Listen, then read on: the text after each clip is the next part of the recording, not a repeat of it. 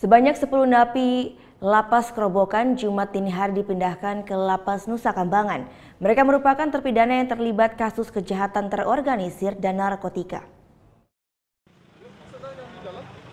Menggunakan jalur darat, ke-10 napi Lapas Kerobokan ini dipindahkan ke Lapas Nusa Kambangan pada Jumat dini hari.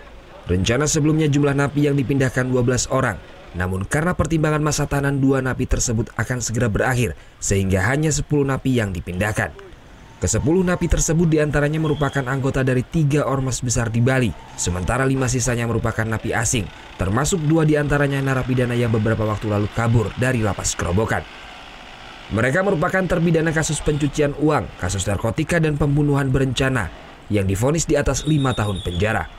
Kapolda Bali Irjen Pol Petrus Golosin mengatakan, tujuan pemindahan ini salah satunya adalah untuk memutus mata rantai jaringan narkoba ataupun kejahatan lainnya dari dalam lapas. Jadi kembali lagi saya katakan bahwa ini dalam rangka pembinaan sehingga tidak ada lagi yang dikatakan bisa dikontrol dari lembaga pemasyarakatan, baik peredaran narkoba maupun kejahatan-kejahatan street crime maupun premanisme. Ini yang saya jaga. Sementara Polda Bali mengerahkan 36 personil dari tim Sabara dan Satuan Brimob Polda Bali untuk melakukan pengawalan hingga Lapas Nusa Dua Kambangan. Surya Sanjaya melaporkan untuk NET.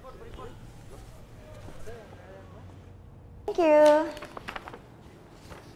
Udah selesai nonton beritanya?